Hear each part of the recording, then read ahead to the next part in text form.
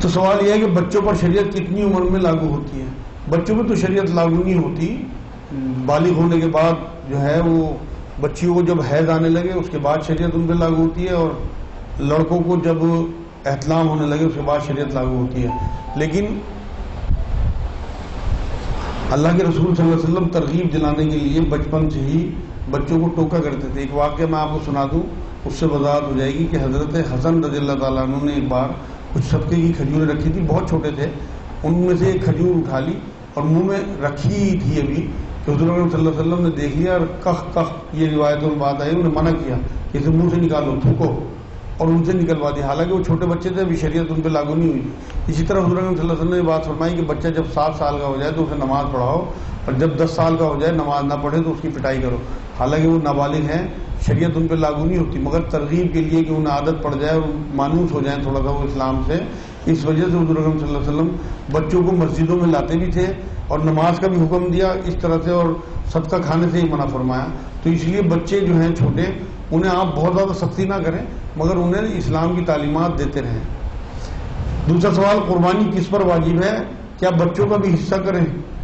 قربانی جو ہے وہ ان لوگوں پہ واجب ہے جو صاحب نصاب لوگ ہوتے ہیں، جو زکوٰۃ دیتے ہیں، لیکن اس میں یہ وضاحت ضروری ہے کہ اگر ایک دن پہلے بھی عید الاضحیٰ سے پیسہ آپ کے پاس آ گیا اور آپ صاحب نصاب ہو گئے تو آپ کے اوپر 1 سال گزارنے کی وہ نہیں ہے آپ کے اوپر، جیسے زکوٰۃ میں 1 سال گزرنے کے بعد زکوٰۃ واجب ہوتی ہے، لیکن قربانی کے معاملے میں آپ کو قربانی کرنی ہی کرنی ہے اگر ایک دن پہلے بھی آپ کے پاس مال آ گیا۔ اور بچوں کی طرف سے قربانی جو ہے وہ نفلی قربانی ہوگی، حضور اکرم صلی اللہ علیہ وسلم پوری امت کی طرف سے قربانی کیا کرتے تھے، تو اس میں بچے بھی حضور اکرم صلی اللہ علیہ وسلم کی امت میں تھے، تو اگر آپ بچوں کی طرف سے قربانی کریں گے تو وہ نفلی قربانی ہوگی، واجب نہیں ہوگی۔ ایک سوال یہ ہے، کسی محفل میں غیبت برائی ہو رہی ہے اور نہ بیٹھنے پر بھی لوگ برا مانیں، مکروہ سمجھیں، تو کیا کریں؟ بھائی اصل میں تو آپ کے ذہن میں آخرت ہونی چاہیے، آپ لوگوں کے برا ماننے کی فکر نہ کریں بلکہ اللہ کے برا ماننے کی فکر کریں کہ کہیں اللہ کو برا نہ لگ جائے معاملہ۔ تو اس لیے آپ لوگ یہ بات ذہن میں بٹھا لیں کہ ہمیں اللہ کی فکر کرنی ہے۔ بہترین طریقہ یہ ہے کہ آپ اس محفل سے اٹھ کے نہ جائیں بلکہ آپ اس محفل میں باتوں کا رخ موڑ دیں، یہ بڑا آسان ہوتا ہے۔ اگر وہاں غیبت ہو رہی ہے اور آپ دیکھ رہے ہیں کہ یہ لوگ غیبت کی طرف، تو آپ کسی اور تفریح کی بات میں یا آپ دین کی طرف لوگوں کا رخ موڑ کے کوئی بات اس طرح کی شروع کر دیں۔ بہت سارے چسکے ہیں آج کل کہ آپ لوگوں میں تھوڑے سے چٹکلے شروع کر دیں اس طرح کے، یا کوئی اور بات اس طرح کی کہ لوگوں کی جو ہے وہ رجحان جو ہے وہ غیبت سے ہٹ کے کسی اور طرف آ جائے، یہ آسان ہوتا ہے، اس سے آپ کو وہاں سے اٹھ کے بھی نہیں جانا پڑے گا، لوگوں کا معاملہ بھی ٹھیک ہو جائے گا۔ آخری سوال اور یہ سن لیں، اگر کوئی حیثیت ہونے پر بھی قربانی نہ کرے تو بہت بڑا گنہگار ہوگا، کیونکہ بلکہ یہاں تک ایک روایت میں بات آئی ہے، حضور اکرم صلی اللہ علیہ وسلم نے ایک بار یہ بات فرمائی تھی کہ جو استطاعت ہوتے ہوئے قربانی نہ کرے وہ ہماری عیدگاہ میں نہ آئے، مطلب مسلمانوں میں نہیں گنتے تھے حضور سے۔ تو اس لیے جن لوگوں کے اوپر واجب ہے قربانی کرنا وہ ضرور قربانی کریں اور اپنی حیثیت کے حساب سے فرب جانور لیں جیسے جانور انہیں پسند ہو، اس آیت کو ذہن میں رکھتے ہوئے کہ جب تک تم نیکی کو پہنچ نہیں سکتے جب تک تم اپنی پسندیدہ چیز اللہ کی راہ میں قربان نہ کر دو، تو جانور جو آپ کو پسند ہو وہ قربان کر دو۔ اب کسی ذہن میں کوئی سوال ہو تو کریں۔ ہاں، السلام علیکم، کیا وضو کے پانی کا بھی حساب ہوگا؟ کیا قرآن سے جو فال نکلتی ہے وہ ٹھیک ہوتی ہے؟ ایک تو یہ ہے کہ وضو کے پانی کا حساب ہوگا اگر آپ ضائع کریں گے، اسراف جو ہے نا، اسراف وہ پکڑوائے گا اللہ کے ہاں۔ جتنی آپ کے اور وضو کے پانی کے لیے ضرورت ہے کہ آپ کے تمام اعضاء بھیگ جائیں، اتنے پانی کا آپ سے حساب نہیں ہوگا، لیکن آپ جیسے ٹنکی کھولے ہوئے ہیں اور مسا کر رہے ہیں یا باتیں کر رہے ہیں وہاں پہ اور پانی بہ رہا ہے تو لازمی حساب دینا پڑے گا، کیونکہ یہ حدیث سے ثابت ہے۔ کیا قرآن سے جو فال نکلتی ہے وہ ٹھیک ہوتی ہے؟ یہ سنت طریقہ نہیں ہے، یہ بزرگوں نے اس ٹائم اپنے زمانے میں کسی وجہ سے شروع کیا ہو تو ہو، لیکن فال جو ہے وہ حضور اکرم صلی اللہ علیہ وسلم کا طریقہ جو تھا وہ سنت طریقہ جو ہے استخارے کا وہ 1 ہفتے کا تھا، کہ لوگوں نے فال نکالنا ہے استخارہ قرآن سے کرنا شروع کر دیا، میرے نزدیک ٹھیک نہیں ہے۔ ایک سوال یہ، جب قبر میں حساب کتاب ہو جائے گا اور سزا بھی مل جائے گی تو آخرت میں کیوں ہوگا حساب کتاب؟ اصل میں بات یہ ہے، اس سوال کا جواب یہ ہے کہ قبر جو ہے وہ شروعات ہو جائے گی آخرت کی، پہلی منزل ہے۔ حضور نے فرمایا کہ جو قبر ہے وہ آخرت کی پہلی منزل ہے، یہی آدمی کو پتہ لگ جائے گا کہ وہ دوزخی ہے جنتی ہے۔ کہ کیونکہ ایک حدیث میں یہ بات آئی ہے کہ قبر یا تو دوزخ کے گڑھوں میں سے ایک گڑھا ہے یا جنت کے باغوں میں سے ایک باغ. تو شروعات ہو گئی سفر کی. جیسے آپ یہاں سے دلی کے لیے بیٹھے تو یہ تھوڑے کہ آپ جو ہے ٹپری جا کے اتر جاؤ گے میرا سفر پورا ہو گیا، بلکہ سفر کی شروعات ہو گئی. آپ کی منزل آخرت ہے لیکن شروعات آپ کی جو ہے وہ یہیں سے، کیونکہ جب جس طرح سے جنتیوں کو باغ دکھائے جائیں گے، جنت کی راحتیں قبر میں آنے لگیں گی، تو پھر اس کا مطلب تو قبر کا معاملہ ختم ہوتے ہی قیامت آتے ہی ان کی بھی جو راحتیں ہیں وہ ختم ہو جانی چاہیے. جس طرح سے جنتیوں کا معاملہ ہے اسی طرح سے دوزخیوں کا معاملہ ہے کہ حساب کتاب قبر میں آپ کو اندازہ ہو جائے گا کہ میں دوزخی ہوں جنتی ہوں. اسی لیے حضور نے فرمایا کہ ہر آدمی کی جو قیامت ہے وہ اس کی موت کا دن ہے، کیونکہ اسی دن اسے پتہ لگ جائے کہ اس کا ہونا کیا ہے. ایک سوال یہ، خانہ کعبہ کو مسجد حرام کیوں کہا جاتا ہے؟ کیونکہ یہ حرم کہلاتی ہے. حرم مسجد الحرام اس لیے کہ وہاں بہت ساری چیزیں حرام ہیں. حرم میں بہت سارے معاملے جو ہیں اس حدود میں بہت سارے کام اس طرح کے کرنا، جیسے ظلم و زیادتی ہو، مار کاٹ ہو، جنگ ہو، اس طرح کی چیزوں کی منائی ہے، قرآن نے منع کیا ہے. تو حرام ہے اصل لفظ کہ جس جگہ پہ کچھ چیزیں اللہ نے حرام کر دی ہوں وہ جگہ جو ہے اس لیے حرام ہو جاتی ہے کہ وہاں پہ ان چیزوں کی منائی ہے. بہت ساری چیزیں وہاں حرام کر دی اللہ نے کہ یہاں پہ آپ قتل و غارت یا فحاشی نہیں پھیلا سکتے. بہت ساری اور چیزیں ان کی تفصیل جو ہے قرآن و حدیث میں مل جائے گی. عشاء کی نماز کے لیے وطر کے بعد کی نفل ہیں یا نہیں ہے، یہ بڑا اہم سوال ہے. اصل میں بات یہ ہے، حضور صلی اللہ علیہ وسلم کی ایک حدیث یہ ملتی ہے کہ لوگوں وطروں کو اپنی آخری نماز بناؤ، تو اس کے بعد کوئی نفل نہیں ہے. جو تہجد پڑھنے والے لوگ ہیں مسلسل تمام بزرگوار وہ سنتوں کے بعد تہجد کے لیے وطر چھوڑ دیتے ہیں. اور حضور صلی اللہ علیہ وسلم کا بھی معمول یہی تھا کہ وطر تہجد میں پڑھا کرتے تھے، اور اس کے بعد پھر دو رکعت جو پڑھتے تھے وہ فجر کا ٹائم ہونے کے بعد وہ رکعت فجر کی سنتیں تھی. ایک صحابی نے حضور صلی اللہ علیہ وسلم کو 2 رکعت پڑھتے ہوئے دیکھا تو انہیں اشکال ہوا کہ حضور نے 2 نفل پڑھے ہیں. اس لیے ایک روایت میں بات ملتی ہے، صرف ایک روایت میں، لیکن وطروں کو آخری نماز بنانے کی بارہا حدیثیں ہیں. اس لیے میرے علم کے نزدیک وطر آخری نماز ہے، اس کے بعد کوئی نفل نہیں ہے. اس سے پہلے آپ چاہے 200 نفل پڑھیں لیکن وطروں کے بعد آپ کو احتیاط کرنی چاہیے، کوئی نماز نہیں پڑھنی چاہیے، وہ آخری نماز ہے دن کی. یہ اس سے بھی ثابت ہوتا ہے کہ وطر مطلب کاٹنے والی چیز، جو فرضوں کو کاٹنے والی مغرب کی نماز ہے اور نفلوں کو کاٹنے والے وطر ہیں رات کے، ان کے بعد کوئی نفل نہیں ہے. نماز قبول ہونے کی کیا نشانی ہے؟ نماز قبول ہونے کی نشانی قرآن یہ کہتا ہے کہ نماز تمہیں برائی سے روک دے گی. اگر آپ گناہوں سے بچ رہے ہیں اور آپ کا دل جو ہے وہ نیکی کی طرف جا رہا ہے اور برائی ہے، آپ کا غصہ ہے، آپ کی بد نظری ہے، آپ کی جو بھی جتنی بدگمانیاں ہیں یا اور بڑے بڑے گناہ ہیں ان سے آپ اگر نماز کی وجہ سے ہٹ رہے ہیں تو نماز آپ کی قبول ہو رہی ہے. بہت بڑا ثبوت ہے. اذان کے وقت سلام کر سکتے ہیں نہیں. اگر آپ اذان کا جواب دے رہے ہیں تو پھر آپ کو صرف جواب دینا چاہیے دھیان سے اذان سن کے. اگر آپ اور کاموں میں مشغول ہیں اور کام کر رہے ہیں تو پھر سلام ان سے بہتر ہے ان کاموں سے.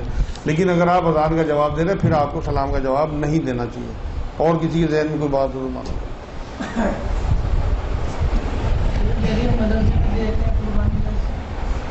ان کا سوال یہ ہے جیسے مدرسے میں قربانی کے حصے دے دیتے ہیں وہ کیا؟ بالکل ٹھیک ہے، کیونکہ وہ لوگ قربانی کرتے ہیں، ان پہ ٹرسٹ کیا جا سکتا ہے. اور وہ کہتے بھی ہیں کہ آپ کو اگر اپنی قربانی آ کے دیکھنی ہے تو آپ اس ٹائم وہ آپ کو ٹائم بتاتے ہیں، آپ وہاں جائیں، اس میں سے گوشت بھی لا سکتے ہیں. تو وہ بالکل طریقہ ٹھیک ہے کیونکہ اس سے تھوڑا سا نظام درست ہوتا ہے. اسی طرح سے وہاں آپ حج میں جب کبھی جائیں گے تو وہاں بھی اسی طرح کا سلسلہ ہے کہ مدرسوں میں یا اس طرح کے ادارے بن گئے جو بینک وغیرہ کے وہ قربانی کے پیسے جمع کرتے ہیں پھر قربانیاں کراتے ہیں. اس سے کافی نظام وہاں ٹھیک چل رہا ہے. کچھ لوگ ایسا کرتے ہیں، ایسا ہی کہتا ہے کہ اتنا گوشت ہو گیا، یہ فلاں چیز ہوگی قربانی تو میں اتنے پیسے دیتی ہوں، مطلب کنجیشن ہو جاتی ہے. کیا ٹھیک ہے؟ ان کا سوال یہ ہے قربانی کے گوشت کو یا کھال کو اگر وہ مانگتا ہے قصائی تو کیا یہ ٹھیک ہے؟ دیکھو جی، گوشت تو آپ کو سارا کا سارا صدقہ ہی کرنا ہے. کھال اگر آپ کو یہ لگتا ہے کہ میں اسے اگر دوں گا تو مجھے زیادہ پیسے مل رہے ہیں یا آپ کی کوئی پریشانی ہٹ رہی کہ آپ کو خود دینے کہیں جانا پڑے گا تو آپ اس سے وہ پیسے لے لو اور وہ صدقہ کر دو پیسے، تو اس کا بدل ہو جائے گا. لیکن گوشت نہیں آپ بیچ سکتے. اگر قصائی کہتا ہے میں 1000 دوں گا، اگر کل ہڈیاں دو گا آپ مجھے تو 800 لے. ان کا سوال یہ ہے قصائی اگر یہ کہ میں 1000 روپے لوں گا، ہڈیے دو گے تو 800 لے لوں گا، بالکل ناجائز ہے. کیونکہ جب حضور کی حدیث ہمارے سامنے آ گئی کہ مزدوری ہمیں اپنی جیب سے دینی ہے تو پھر آپ وہ 200 روپے بچا نہیں سکتے. کسی کو نہیں کہ ان کا سوال یہ ہے کسی ولی کی درگاہ پہ جا کے ان کی طفیل میں دعا مانگ سکتے ہیں کہ اللہ تو ان کی طفیل میں دعا قبول کر لے؟ مانگ تو سکتے ہیں، دقت تو کوئی نہیں ہے، مگر جب آج کی آیت آپ کے سامنے آ گئی کہ اللہ یہ کہتا ہے کہ میں تمہاری سنتا ہوں، تم مجھے پکارو، تو پھر کسی ولی کی ضرورت نہیں ہے، بلکہ ان ولی کے لیے دعا کیا کرو کہ اللہ ان کی مغفرت کر دے، مغفرت کر دیو تو درجے بلند کر دے۔ تو کسی کی طفیل کی آپ کو ضرورت ہی کہاں رہ گئی جب اللہ یہ کہتا ہے کہ میں تمہاری شہرت سے بھی زیادہ قریب ہوں۔ میں نے آپ کو بتا دیا ہم سب کے گھر میں اللہ ہے، ہمیں محسوس ہونا چاہیے اللہ، جیسے ہم محسوس کرتے ہیں ہوا کو اور خوشبو کو۔ اگر آپ اللہ کو محسوس کرنا شروع کر دیں گے تو آپ کو کسی کی طفیل کی ضرورت نہیں پڑے گی، بلکہ آپ ان لوگوں کے لیے دعا کرا کریں کہ اللہ ان کی مغفرت کر دے۔ ان کا سوال یہ ہے کوئی شرک یا بدعت تو نہیں ہے؟ نہیں، اس طرح کی کوئی روایت نہیں ملتی کہ حضور نے فرمایا کسی کی طفیل سے دعا نہ کرنا، بلکہ حضرت عباس رضی اللہ تعالیٰ عنہ کو لے کے حضرت عمر نے دعا کرائی تھی بارش کی، جب حضور صلی اللہ علیہ وسلم کو وصال مبارک ہو چکا تھا، اور اللہ سے دعا کی تھی کہ اللہ میں تیرے پیارے نبی کے چچا کو لے کے آیا ہوں، ان کے طفیل میں تو بارش دے دے یہاں پہ، تو اللہ نے بارش برسا دی تھی، تو کوئی حرج نہیں ہے، اس سے کوئی فرق نہیں پڑتا۔ مگر میں نے آپ کو بتا دیا آپ کا تعلق ڈائریکٹ اللہ سے ہونا چاہیے، آپ کو یہ بھروسہ ہونا چاہیے کہ میں اللہ کا بندہ ہوں، اللہ میرا خالق اور مالک ہے، میں اسے پکارتا ہوں، وہ میری سنتا ہے، مجھے دیتا بھی ہے۔ جتنی آپ کی مضبوطی مانگنے میں ہے وہ دوسروں سے کہنے کی بجائے، دوسروں کو بیچ میں لانے کی بجائے، اللہ اس سے زیادہ خوش ہوتا ہے کہ آپ ڈائریکٹ مانگو اللہ سے اگر ایمان والے ہو۔ کافروں کے بارے میں ضرور اللہ نے یہ بات کہی قرآن میں کہ اگر یہ ایمان میں آنا چاہتے ہیں اور تیرے پاس آتے ہیں نبی علیہ استغفار کو کہتے تو میں ان کے استغفار قبول کر لیتا، لیکن وہاں ذکر جو ہے وہ مسلمانوں کا نہیں ہے، ایمان والے تو خود ہی دعا کرتے تھے تمام صحابہ کرام۔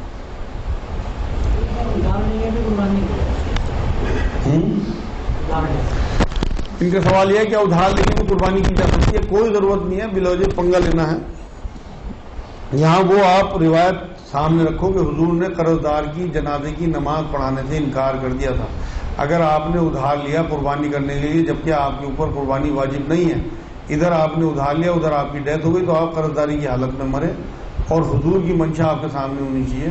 اگر کوئی بہت مجبوری ہو، آپ بھوکے مر رہے تو اس ٹائم تو آپ کے لیے بھیک بھی جائز ہے اور جو زکوٰۃ ہے وہ بھی جائز ہے، لیکن آپ اننیسیسری مانگتے پھرو لوگوں سے ادھار، وہ نہیں اللہ کو پسند ہے۔ اللہ کے رسول کی منشا نہیں تھی کہ ادھار جو ہے وہ ہم قرض فالتو میں قرض لیں، تو اس لیے ہم نے حضور کی اگر رویہ ہمارے سامنے ہونا، حضور کی سنتیں ہمارے سامنے ہوں تو ہمارے لیے زندگی بہت آسان ہو جاتی ہے، لیکن معلومات ہونی چاہیے، اور وہ معلومات ہوگی خود پڑھنے سے۔ اور وہاں سے وہ پانی لے جاتے ہیں، بہت سے ہم لوگ رہتے ہیں تقسیم کرتے ہیں، تو کیا یہ ٹھیک ہے؟ ان کا سوال یہ ہے کہ بہت سے حاجی لوگ دلی سے سامان خرید کے وہ تقسیم کرتے ہیں حج کے آنے کے بعد، تو کیا یہ ٹھیک ہے؟ بالکل ٹھیک ہے، حضور نے تحفے لینے دینے کی ترغیب دلائی ہے۔ اب وہاں سے اتنا وزن لانا ممکن نہیں ہوتا، اور بہت زیادہ انسٹرکشنز ہیں، فلائٹ میں بھی بہت زیادہ چیکنگ ہے، تو یہ اچھا ہے، آسانی ہے کہ کھجوریں تو تمام ملکوں کی دلی میں ملتی ہیں، ٹوپی بھی سب کچھ، وہ جانمازیں بھی وہاں سے خرید کے اگر وہ اوبلائز کرنے کے لیے لوگوں میں ڈسٹریبیوٹ کر رہے ہیں یہاں پہ تحفے کے طور پہ، تبرک کے طور پہ، تو کوئی حرج نہیں ہے اس میں، بالکل۔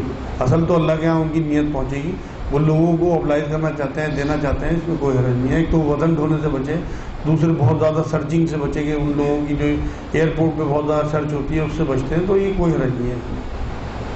قربانی والے دن سے ایک دن پہلے کا جو روزہ ہے وہ اتنا بڑا ہے، لیکن جو حج ہے اس کے لیے اللہ کے رسول نے سب کے سمجھا کیا اتنا بڑا ہوتا ہے، ایسے کیوں نہیں ہے؟ ان کا سوال یہ ہے قربانی سے ایک دن کا پہلا جو روزہ ہے وہ بہت بڑا روزہ ہے، اور حاجی کو کیوں منع کیا؟ اصل میں اللہ کے رسول صلی اللہ علیہ وسلم جو ہیں وہ دور اندیش آدمی تھے، اور اللہ نے انہیں حکمت عطا کی تھی، دانائی عطا کی تھی، انہیں پتہ تھا کہ جو 4-5 دن ہیں حاجیوں کے بہت محنت اور مشقت کے دن ہیں، اور مینا میں اتنی گرمی ہوتی ہے۔ آج کل تو بہت سہولیتیں کر دی وہاں کی گورنمنٹ نے، لیکن جب حضور صلی اللہ علیہ وسلم کا زمانہ تھا، اور قیامت تک کے لیے حکم ہے، آگے کیسی افراتفری دنیا میں ہونی ہے، وہاں کیا حالات بننے ہیں، تو حضور صلی اللہ علیہ وسلم نے انہی حالات کے مد نظر یہ حکم دیا کہ حاجی لوگ روزہ نہ رکھیں اس دن کا، کیونکہ ان کی جو حالت اس ٹائم ہوتی ہے وہ بڑا افراتفری کا عالم ہوتا ہے۔ جو لوگ حج کیے ہوئے ہیں انہیں پتہ ہے کہ مینا میں کیا حالت ہوتی ہے، کس طرح کا ہجوم ہوتا ہے، کس طرح کی افراتفری ہوتی ہے، کیسا مارا ماری کا عالم ہوتا ہے، कैसा नफ्स नफ्सी का आलम होता, तो वो सारी चीज़ें हुजूर के पेश नज़र होती थी। उसी हिसाब से हुक्म जारी किए क़यामत तक। आगे क्या वाक़यात आने हैं, अभी तो अमन का ज़माना है, आगे कैसी बेअमनी होनी है, कैसे लोग जो हैं वो खुराफाती दिमाग के होंगे, किस तरह से अरब के क्या हालात होंगे, तो हुक्म सारी उम्र के लिए क़यामत तक के लिए होते थे हुजूर के हुक्म। तो इसलिए इसमें यही हिकमत नज़र आती है कि हाजियों की जो है वो हिफाजत की वजह से, उनकी सेहत और उनके मामलात की हिफाजत की वजह से ही हुक्म है। कुछ लोग जिन्हें अपना दीन या तकवा छुपाने की ज़रूरत नहीं है वो तब भी छुपाते हैं, ऐसे लोगों के लिए क्या होगा? इनका सवाल यह है कि बहुत से लोग ऐसे हैं जिन्हें तकवा छुपाने की ज़रूरत नहीं है, उनकी नीयतें भी सही हैं, मगर वो फिर भी छुपाते हैं। इसकी क्या वजह है? उसकी वजह यही है कि उन्हें पता है कि शैतान को अल्लाह रब्बुल इज़्ज़त ने छूट दी हुई है क़यामत तक के लिए, और वो बहुत ताकतवर है। वो अपनी थूथड़ी जो है वो लोगों के दिलों में इस तरह से लगाता है कि उनका मामला है वो ख़राब हो जाता है, और खून में गर्दिश करता है शैतान, रगों में खून की तरह से गर्दिश करता है। रिवायतों से बात साबित है। तो वो एहतियातन अपने आप को इस तरह से दलील ख्वार या इस तरह से आजिज़ी वाला दिखाते रहते हैं कि लोग उन्हें मुत्तकी ना समझें, क्योंकि जो लोग मुत्तकी दिखावे के मुत्तकी हैं वो फंसेंगे, और जो लोग मुत्तकी दिखने से बचेंगे वो बच जाएंगे इंशाअल्लाह। उन्हें कैसे पता लगेगा कि वो हक पे हैं? किन्हें? जो मुत्तकी लोग। इनका सवाल यह है कि जो छुपाते हैं, जो मुत्तकी हैं, उन्हें कैसे पता लगेगा कि वो हक में हैं? उन्हें तो अल्लाह की तरफ से इशारे आते हैं। देखो कुरान में अल्लाह ने कहा कि जो अल्लाह के बंदे हैं, जो अल्लाह के मुकर्रब बंदे हैं, उन्हें ना गम होता है और ना उन्हें बेचैनी होती है। तो उनका सुकून और उनका इत्मीनान जो है वो हर हाल में अल्लाह से राज़ी रहते हैं, अल्लाह उनसे राज़ी रहता है। तो यही उनके ईमान की और यही उनके तक़वे की अलामत होती है। बेचैनी और इज़्तिराब उन लोगों में नहीं होता, बल्कि सुकून होता है, न जल्दबाजी होती है और ना वो बहुत ज़्यादा बेचैन और परेशान नज़र आएंगे आपको, बल्कि उनके चेहरे से नूर नज़र आएगा और सुकूनत उनके ऊपर हावी होगी। कुछ उलेमा टीवी पे